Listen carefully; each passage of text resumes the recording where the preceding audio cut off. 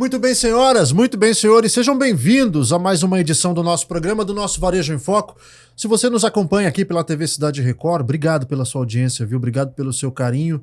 Todos os sábados aqui com a gente, eu fico muito feliz. A nossa audiência na TV é muito grande. A gente realmente não pode nunca sair da TV aberta. Mas estamos também na internet. Se você nos acompanha aqui pelo YouTube, obrigado também pela sua audiência. Para você que é telespectador novo aqui na internet, seja bem-vindo a este canal, o canal Varejo em Foco. Vou pedir para você dar o seu like, ajuda a gente a engajar o Varejo em Foco na plataforma. Quando você dá o seu like, é o seu pagamento para nós, porque o YouTube entende que o programa é importante, que o conteúdo é relevante e a nossa missão é, mais do que tudo, espalhar informação, prestação de serviço, tá? Seja bem-vindo ao Varejo em Foco. Para quem já é de casa, bem-vindo mais uma vez. Vamos falar de saúde hoje, minha gente. Nós estamos em outubro, início do mês de outubro, né? A primeira semaninha aí do mês. E de anos para cá, os anos têm sido divididos por meses coloridos, não é verdade? E aí temos o outubro rosa, para chamar a atenção da mulherada, a prevenção ao câncer de mama, mas não só da mulherada, chamar a atenção dos homens também. Novembro Azul já está chegando daqui a pouquinho, mas independente disso, chamar a atenção dos homens em que sentido? Você que tem esposa, tem filho, você que é filho, seja vigilante dentro de casa também. Isso a gente tem que pedir muito para os homens. O homem tem, de modo geral, a mania de ser mais relaxado, largado no sofá, ou se preocupa demais com o que está lá fora, no trabalho. Seja vigilante dentro de casa. Isso é um recado que eu queria deixar aqui no nosso programa. A gente conta com a presença do nosso... não é nem entrevistado, nosso amigo, já é de casa, cadeira cativa, Dr. José Spila Neto, médico oncologista aqui em Rondonópolis. Para nós, uma referência, sempre quando o assunto é saúde, não tem outro, tem que ser o Dr. José Spila Neto, que para nós é um grande prazer, uma grande alegria. Doutor, bem-vindo mais uma vez, vamos bater esse papo. Antes da gente falar do Outubro Rosa, e aí vamos falar de alguns números e os cuidados de sempre, aqui fora do ar eu puxei o assunto, mas eu queria trazer para dentro do ar, que é sobre o podcast. Eu quero abrir o programa falando do podcast. Muito bem. Você que está aí assistindo, conheça o Oncocast. Pedi para o pessoal da produção deixar aqui na tela. É uma prestação de serviço necessária. Assim como nós temos a nossa missão aqui no Varejo em Foco, o Dr. Spila tem o seu podcast, o seu canal, o seu programa, que traz também uma prestação de serviço necessária. Completou um ano agora. Foi verdade. Robson, eu agradeço muito o convite e a confiança. Eu me sinto em casa mesmo aqui no Varejo em Foco. Então, todo ano, faz muito tempo que a gente vem aqui, né? Uhum. E eu, cada vez que eu sou convidado para vir para cá, com toda certeza eu venho correndo, porque, como você disse, a gente fez aqui uma grande amizade ao longo do tempo. Eu agradeço aí pela menção do Oncocast. Faz um ano a gente começou esse projeto para gerar conteúdo de qualidade, porque a gente tinha muita dificuldade na rede social de ter... Os pacientes chegavam com as dúvidas e falavam, eu vim em tal lugar, e às vezes não era um lugar de confiança. Então a gente começou a fazer de forma complementar até algumas entrevistas, e isso tem sido uma rotina na clínica. Veja, nesse um ano a gente entrevistou quase 50 pessoas lá. Toda semana, todo sábado sai conteúdo às 9h15, e é raro o sábado que não tem. Agora no Outubro Rosa vai completar um ano mesmo o programa, e nós já temos aí para todos os sábados do outubro, nós já temos convidados. E o link lá, depois vocês deixam na descrição, mas é no nosso... O programa na íntegra, você pode encontrar lá no YouTube da Oncoprime, no YouTube da Oncoprime. E aí depois, obviamente, no Instagram nós temos lá os cortes, né? Então agradeço muito, a gente faz de coração, é uma coisa que obviamente não é financeiro, mas é para levar informação de qualidade mesmo, está dando certo, graças a Deus. Eu sou muito, muito fã, sou telespectador e queria abrir o programa trazendo... Porque é uma prestação de serviço dentro do tema que nós estamos trazendo para cá.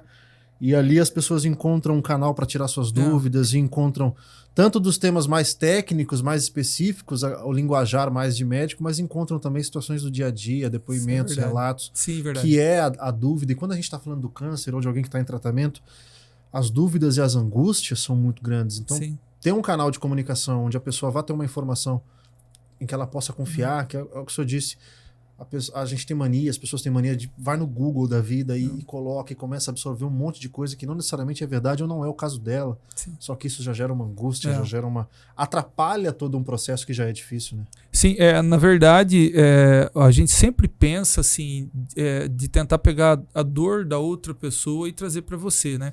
Na verdade, isso é o que se traduz em tratamento humanizado, humanização. Então a gente tem o cuidado de escolher os temas dessa maneira. Para esse mês, por exemplo, como você disse, a gente vai falar com a mastologista a respeito da coisa bem leiga, de como o que a gente deve ter atenção para achar o câncer de mama ou fazer diagnóstico precoce do câncer de mama, estágio clínico inicial. Depois também nós vamos falar de uma maneira mais avançada e de avanço do câncer de mama, isso é importante para quem já está tratando. E nós temos também a programação de falar com algumas pacientes. E eu cheguei nisso porque é exatamente isso. Eu acho que a gente tem que mostrar para as pessoas os casos que são muitos e que estão aí de sucesso. Porque quando você tem alguma coisa e você vai procurar de uma maneira desenfreada e sem referência, às vezes você acaba achando...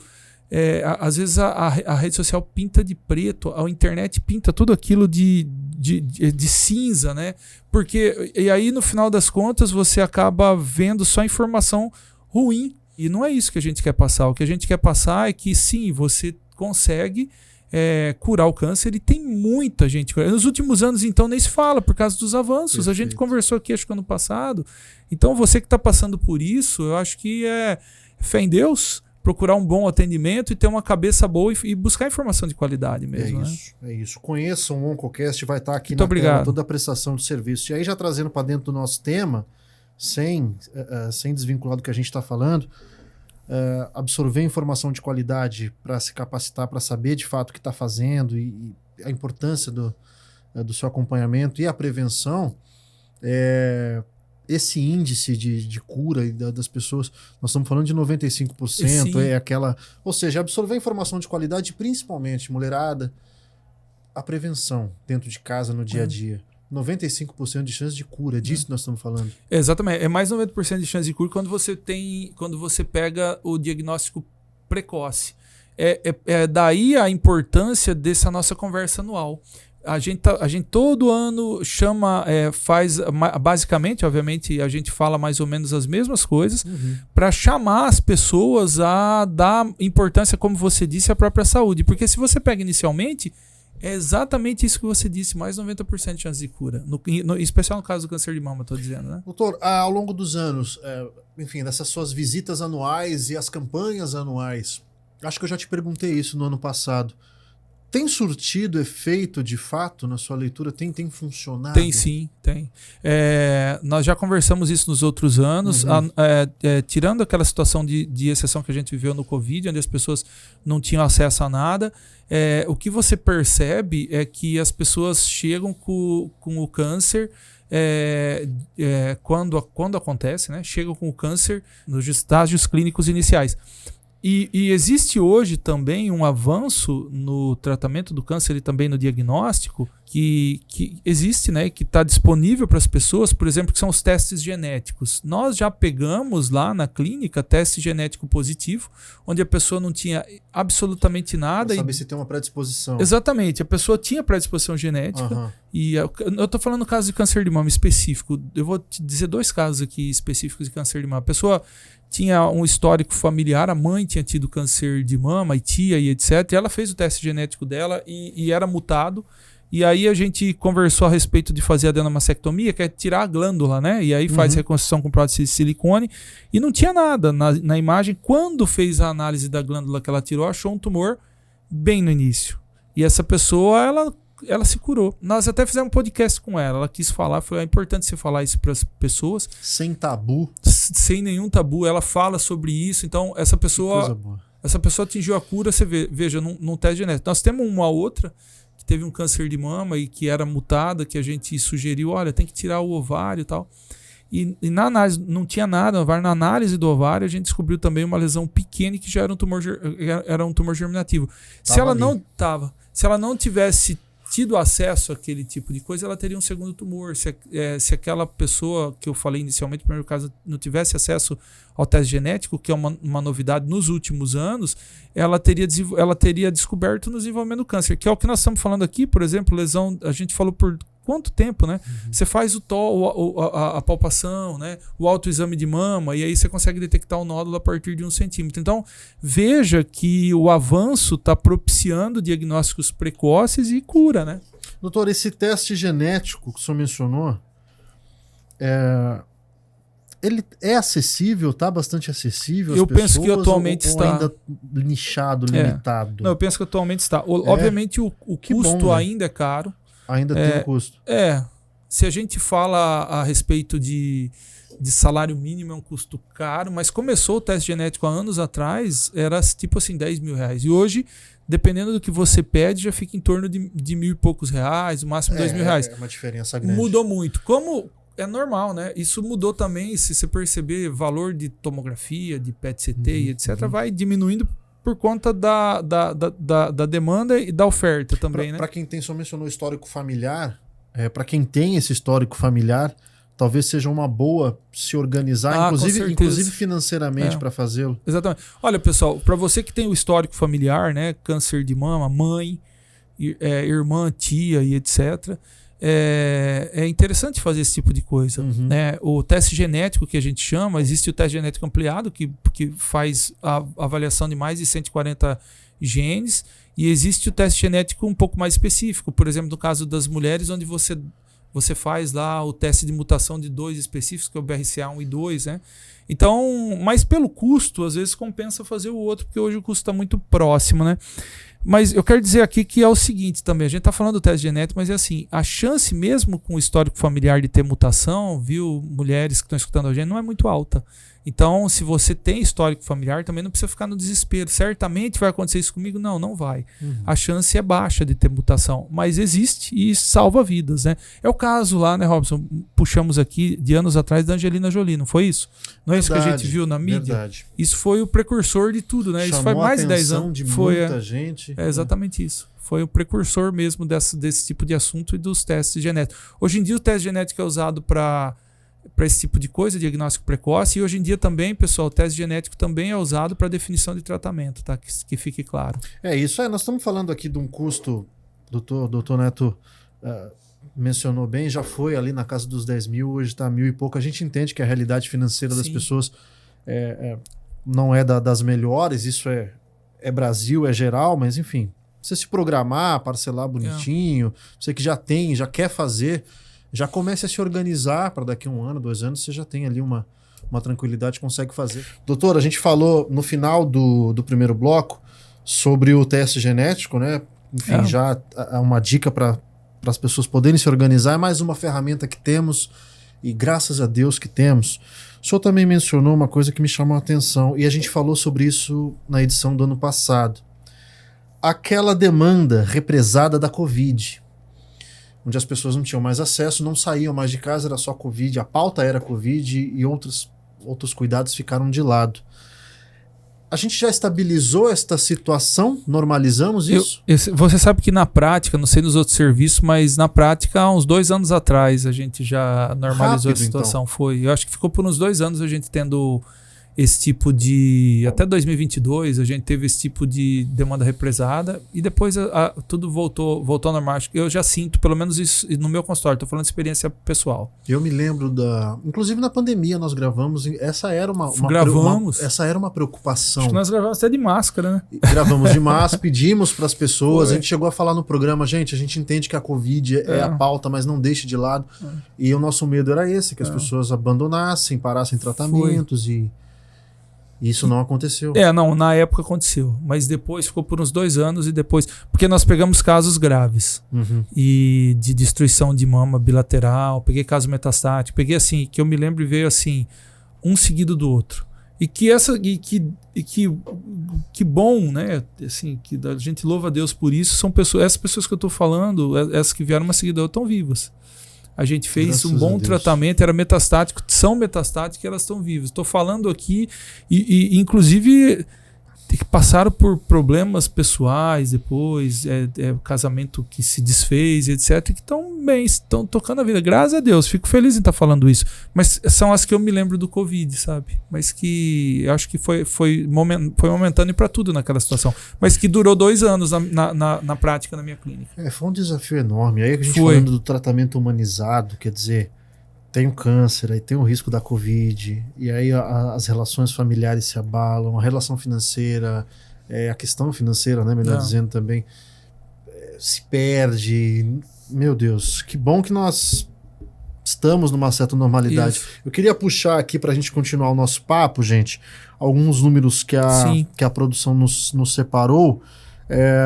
O número de mortalidade a gente não atualiza desde 2017, doutor, é isso, né? É isso mesmo. Mas quanto a casos, esse número é do INCA, tá, gente? O Instituto Nacional do Câncer. Quase 74 mil casos.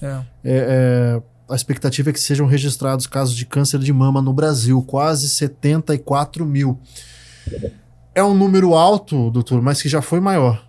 Não, é um número alto e ele continua crescendo. Talvez pelo crescimento da população e pelo acesso a diagnóstico, entendeu?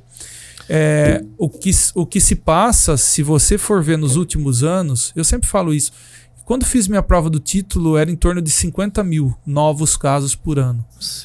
50 mil, isso eu acho que faz 15, 20 anos atrás, uns 15, 16 anos atrás. Hoje nós estamos falando em 73.610, 74, próximo de 74, como você disse. Então esse é o número em expansão. Obviamente a gente culpa hábito de vida e etc, tudo que a gente vê, mas a gente tem que pensar em outras coisas também. A nossa sobrevida está aumentando, a população do Brasil está aumentando, né? A gente era 70 milhões em ação em 1970, não é? Quanto que a gente é hoje, né? 230, 240 milhões, né? Se não me falha a memória. Eu tinha pensado nisso, é verdade. A música começa assim, né? 70 milhões. É isso mesmo, acho que é isso. Eu acho que é, não me lembro. Não, é isso. Olha 70, hoje nós estamos aí, Ana, 200 e tanto. Exatamente, mas eu me lembro que era 2 dígitos, a música era 2 dígitos mesmo. E aí, tirando isso, nós temos um pouquinho mais de acesso a diagnóstico. E uma outra coisa que a gente pensa também é que, veja, quando eu credenciei o serviço, eu fiz o serviço de oncologia do SUS aqui da Santa Casa, não existia aqui o câncer, ele era subnotificado, porque não tinha o serviço na cidade. E aí, assim, com a evolução e com a chegada do serviço, você acaba notificando mais. Então, eventualmente, aquela pessoa que morria por câncer e dava uma outra causa, hoje ela é contabilizada, entendeu? E aí, olhando o copo meio cheio, apesar de nós termos um crescimento do número, nós temos também um crescimento das notificações, consequentemente do acompanhamento e do tratamento. Mas o grande senão de tudo isso que a gente fala provavelmente sim, vai ter sempre vai estar aumentando, né? A gente busca que diminua, a gente busca, mas não é isso que os últimos anos têm mostrado, e por esses motivos que eu falei, mas o grande senão é a gente conseguir aumentar a sobrevida e conseguir aumentar a cura, que é o que está acontecendo nos últimos anos. Com o advento de novas drogas, isso a gente vê na prática, viu? Eu acabei de falar aqui que as pessoas que chegaram com mama destruída e metastasia estão vivas. Pois eu acabei de falar, exatamente. Então, isso é o que a gente busca com essas nossas conversas. Né? O senhor falou da Santa Casa, e eu queria trazê-los aqui. A gente também sempre traz o pessoal da Santa Casa, porque, de fato, a oncologia ali do hospital é muito bacana. Pegando este exemplo, como é que o senhor analisa, avalia? Também já te fiz essa pergunta em outras ocasiões. A estrutura da saúde pública para atender essas mulheres, atender essa população? Eu penso que a estrutura da Santa Casa é uma boa estrutura. Nós, quando saí de lá, nós credenciamos o serviço em 2009. Em 2014 eu consegui a doação do aparelho de radioterapia. Ela era ainda sem nenhum conflito de interesse, mas quem conseguiu na época foi Pedro Tax, que era o governador. Não, ele era senador na época. E aí a gente conseguiu, o serviço demorou para fazer, era para fazer na Copa do Mundo e foi feito muito depois. Acho que o serviço começou a construção 4 anos depois de 2018. Então nós temos aí na Santa Casa o tratamento cirúrgico, temos o tratamento quimioterápico e temos o tratamento radioterápico, mas pelo tempo que a gente começou esse serviço, que é 2003, faz mais de 20 anos, é um serviço que eu acho que carece de muitas outras coisas. Por exemplo, O serviço da Santa Casa já devia ter hematologia, oncohematologia, isso já devia ter. Os pacientes que têm leucemia e linfoma ficam malucos tentando vaga em outro lugar. Isso é uma coisa que, desde quando eu estava lá, me pegava. Eu fazia tratamento quando eu estava lá de linfomas e etc. Mas não tenho credenciamento direto para fazer isso. Então, isso é uma coisa que a cidade tem que buscar. Credenciamento para oncohematologia, não tem nem dúvida disso, porque isso beneficia a população.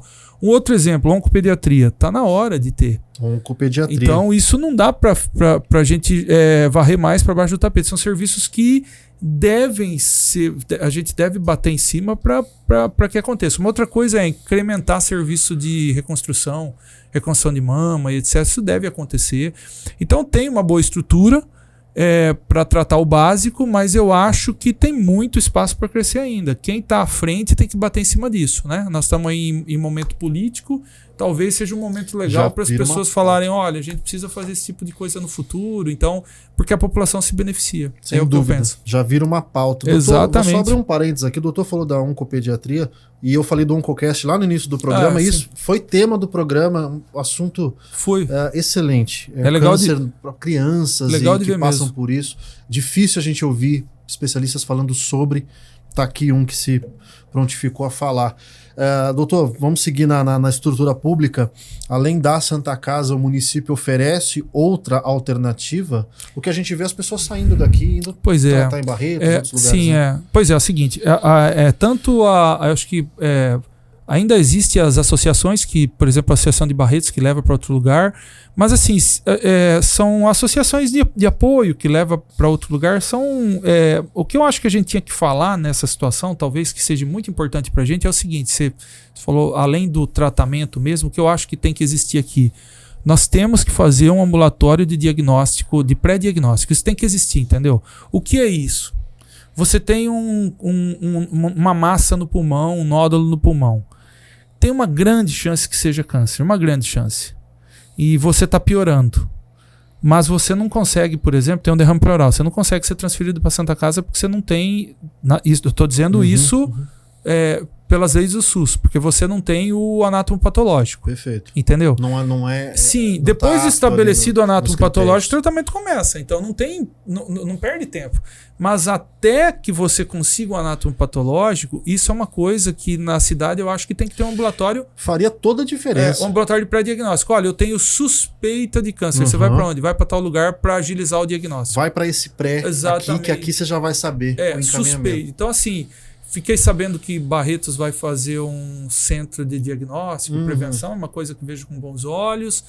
Quando eu estava à frente e fundei a APOR, a gente pensou nisso, no diagnóstico precoce, e ter um centro para poder fazer o pré-diagnóstico. A APOR continua aí em outras mãos, mas em outras mãos com outra direção, continua fazendo, mas eu acho ainda muito deficitário. Porque eu acho que as pessoas têm que ter isso do poder público mesmo, tipo no SEADAS, entendeu? Sim. Porque do PSF acaba indo para o SEADAS, do pronto atendimento da UPA vai para o SEADAS. Então eu acho que lá tinha que ser feita uma situação dessa. Olha, você tem suspeita, você vai entrar aqui e aqui vai ser agilizado para você. Isso eu acho que faz a diferença. Esse é um ponto que eu acho que carece. Porque vai desafogar lá na ponta. E outra coisa, você fazendo diagnóstico, é o que nós estamos falando aqui. Se você fizer o diagnóstico, se você esperar 2-3 meses para fazer um exame, piora. O tempo é precioso. Exatamente. Se você fizer o diagnóstico o mais precoce possível, você consegue se curar. Essas são não digo talvez falhas, mas o que eu estou falando aqui são situações que ainda dá para crescer na cidade, entendeu? Que a gente não pode virar as costas para isso, não. Perfeito. O doutor Zé Spila mencionou a APOR, Associação dos Pacientes Oncológicos de Rondonópolis. Tem a VROC também, tá? Só para fazer a VROC, fazendo justiça aqui também. A VROC é incrível. A VROC visita paciente em casa, a VROC dá cesta básica, a VROC faz o corpo a corpo emocional com as pessoas. Isso é difícil, muito difícil.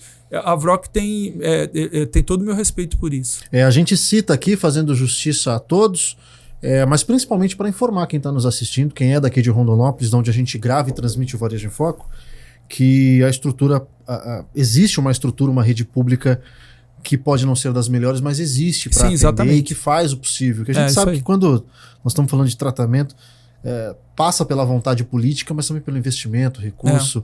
Não é tão simples, não é tão fácil. É verdade. Doutor, A gente vai agora no terceiro bloco, ser bem didático, bem da prestação de serviço, para as mulheres que nos assistem, para os homens serem vigilantes também, que eu não vou cansar de falar isso. Quais os cuidados, a partir de quando começa a se cuidar, quem são as mulheres mais predispostas, se é que a gente consegue fazer um mapeamento. Então, de maneira geral, é mais ou menos aquilo que todos vocês já escutaram falar. Mas a partir dos 40 anos, em especial aquela mulher que tem um histórico familiar, ela deve se cuidar. Então, ela deve lá procurar o serviço próximo de casa, da UPA, ou seja lá o que for, assim, o PSF, unidade básica, e para poder fazer os exames, já começar os exames de rotina, mamografia, ultrassom e etc. Obviamente você consegue também fazer o seu cuidado fazendo o autoexame da mama, não é? Então, determinada época do mês, né, geralmente do 7º a 10º dia da pós-menstrual, você faz lá com aquilo que a gente vê, com a mama contralateral, faz a palpação da mama do outro lado, né? Contralateral é o outro lado, né? E aí você faz do mamilo para fora e de fora para dentro, centrípeta e centrífuga, e geralmente você consegue detectar nódulo até 1 centímetro, e é importante, tem se tiver ensaboado é um pouquinho melhor para fazer, porque a sensibilidade aumenta um pouquinho, aí você já consegue detectar nódulo dessa maneira e assim procurar o serviço.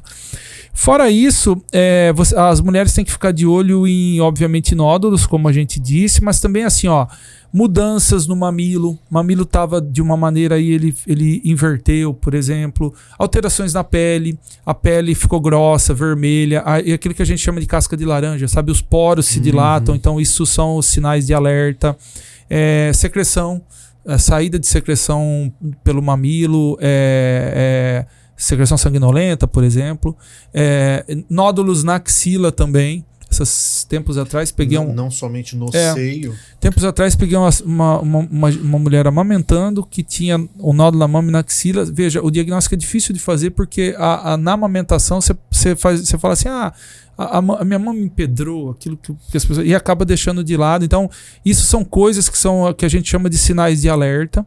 E então eu acho que é o que a gente deve falar muito aqui. Fora isso, também tem aquela história dos fatores de risco, que são hábitos e vícios, cigarro, bebida, etc. Aquela pessoa que não come muito bem, que a gente sabe, então tem aquela dieta que todo mundo bate, que é a dieta saudável, né, com frutas, legumes e verduras, grelhado, etc. A pessoa faz a contramão daquilo, e hoje é muito fácil a gente fazer a contramão porque os fast food estão aí. Exatamente. A pessoa que não pratica exercício físico, também aquela mulher que teve menopausa tardia e a primeira menstruação de forma precoce, aquela pessoa que usou muito tempo anticoncepcional, tudo isso que eu disse são fatores de risco.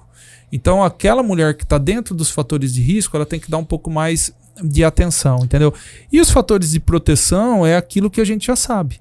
Hábito de vida saudável, com alimentação saudável, exercício físico, que tende a diminuir o estrogênio circulante, pelo menos tem um trabalho que baseia muito isso que eu acabei de dizer. E fora isso, que eu sempre digo e que a gente não encontra escrito você tem que cuidar do seu emocional, porque hoje em dia a gente tem os estressores sociais chegam pra gente com maior facilidade pelo nosso celular. Antigamente, como já disse ano passado, a gente deixava o celular de lado, lia um livro, conversava com a família e ia dormir. Hoje não, hoje você fica com o celular até na hora de dormir. Exatamente. Às vezes vê alguma coisa que te chateia politicamente, seja lá o que for, você já tem aquele estressor que é um estressor que não mudaria em nada a sua vida, né? Mas que te deixa lá com uma certa ansiedade, gera mais ansiedade, síndrome do pânico e etc. Então sim, a gente deve cuidar da nossa cabeça. É o que a gente fala todo ano e que tem que ser dito, né? E aí os exames, se depois você quiser puxar, são mamografia, ultrassom, a ressonância de mama, em alguns casos específicos. Geralmente a mamografia a gente faz em pessoas de mais idade, por causa ali por substituição do parênquima, né? Então na mulher jovem não aparece muito, né? Então às vezes tem que fazer a complementação na mais jovem da mamografia com ultrassom. E a gente sabe que se tiver histórico familiar a partir dos 40, senão a gente é um pouco mais tardio para fazer a mamografia. E quando você tem uma suspeita diagnóstica lá, que uma lesão que num desses exames deu suspeita, você vai lá e faz a biópsia. Então a biópsia ela é feita com tira um pedacinho e manda examinar. O básico para todo mundo saber é isso. Então assim, ó, repare no seu corpo, faça o autoexame, que já é um grande negócio. Se tiver suspeita, procura lá o postinho de saúde, a unidade de saúde próximo da sua casa. É isso, histórico familiar. Isso. Quem não faz atividade, aí tanto as mais jovens quanto as de mais idade, atividade física faz toda a diferença. O autoexame que pode ser feito no banho. Tem uma frequência para fazer, doutor? Uma vez por semana? A gente fala uma vez por mês, né? Por mês? O autoexame, geralmente depois do 7º a 10º dia após a menstrual, você faz... Sempre deixa num determinado tempo correto do mês, né? Porque aí você tem uma rotina naquilo, né? E percebendo, se percebendo em qualquer alteração. E aí é o que a gente disse no segundo bloco sobre a rede pública de saúde. A qualquer suspeita, a qualquer sinal, corra procurar. Exatamente. Né? O senhor falou também do aspecto emocional. O quanto é importante que isso venha cada vez mais à tona e venha cada vez mais à pauta também, porque comprovadamente isso faz toda a diferença. Eu acho que a gente vai ter que achar um equilíbrio, né? Eu acho que tu estava falando isso no consultório ontem, ainda com uma paciente, casal de pacientes que acabaram virando até amigo. Eu acho que a gente vai, como tudo, a gente tem que achar o equilíbrio da parte alimentar, dos exercícios físicos e acima de tudo, dessa situação emocional mesmo, porque você acaba, infelizmente, estando mais susceptível a tudo. Quando a gente era pequeno, você vai se lembrar disso. O que você fazia à noite? Você sentava na sarjeta e jogava bola com seus amigos. Uhum. Acho que não sei se a sua época já jogava videogame, mas a minha era na rua. Eu não gostava de jogar videogame. Futebol na rua. A gente perdeu isso. Perdeu o contato com a família, fica cada um num lugar vendo celular, assim, televisão. Então isso é uma coisa que, infelizmente... isso é uma coisa que infelizmente eu acho que prejudicou. Não estou falando que foi ruim, foi ótimo. A gente falou aqui antes, estava em off, a gente estava falando a respeito de videochamada, por exemplo. Que coisa incrível, quanto facilita o nosso trabalho. Que coisa incrível, né? Você faz videochamada com outras cidades, isso tem facilitado muito o meu trabalho mesmo. Não estou dizendo, não estou pondo isso em jogo, mas eu acho que a gente tem que achar equilíbrio, evitar, porque a gente não percebe, mas isso de repente se explode, né? Tem uma síndrome. No consultório, uma das coisas que as pessoas fazem muita queixa eu não consigo vaga no psiquiatra, por exemplo.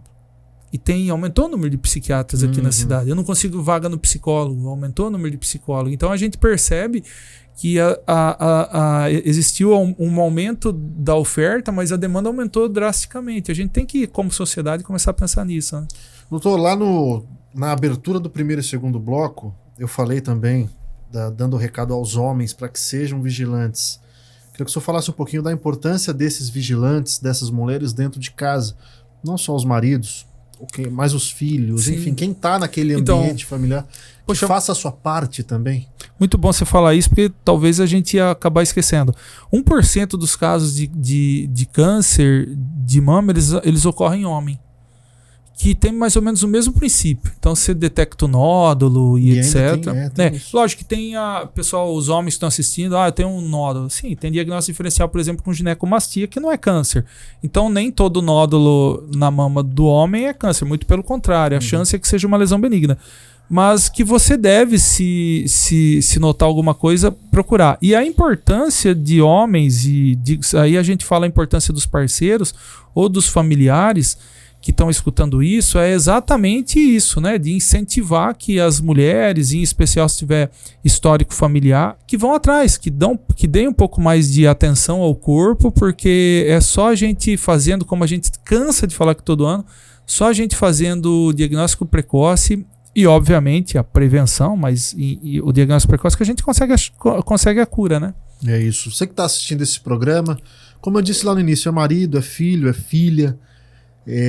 Pega esse Varejo em Foco, chama a sua mãe, chama a esposa, chama quem está com você no seu ambiente familiar, a tia, o tio, a avó, o avô, chama para assistir esse programa, tá? A título de prestação de serviço mesmo. Outubro rosa, novembro azul, setembro amarelo, tem janeiro branco. Todos os meses que tem as suas cores, eles têm por um motivo especial.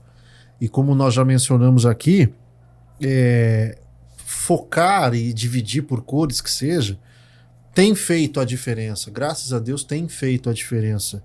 Isso está nos números, que ainda são altos, mas principalmente nos números de pessoas que se conscientizam e que chegam até as mãos de médicos como o Dr. José Spila Neto. E que assim seja, né, doutor? Outubro Rosa, Novembro Azul. O senhor certamente vai estar com a gente aqui em novembro para nós falar do Novembro Azul. Pode me chamar que venho com prazer. É importante que tenhamos. Obrigado pela presença. Eu agradeço muito. Como você disse, é extremamente importante. Eu acho isso na verdade, acima de tudo, é um trabalho social que a gente faz, né? E fico feliz que é um programa que tem uma grande abrangência. Então, eu acho que, no final das contas, todo ano eu falo a mesma coisa e eu tenho fé nisso. Eu acho que a gente salva vidas do que a gente está falando aqui. Então, fico à disposição. Se Deus quiser, mês que vem vamos estar junto aí, se Deus quiser. Tá? E agradeço novamente, pessoal, o carinho. Agradeço a chamada aqui. Como já disse, eu me sinto em casa. Não, cadeira cativa, sempre. Sua presença confirmada. Outubro novo. Pelo menos 2 vezes por ano, doutor José Spila Neto, a presença confirmada.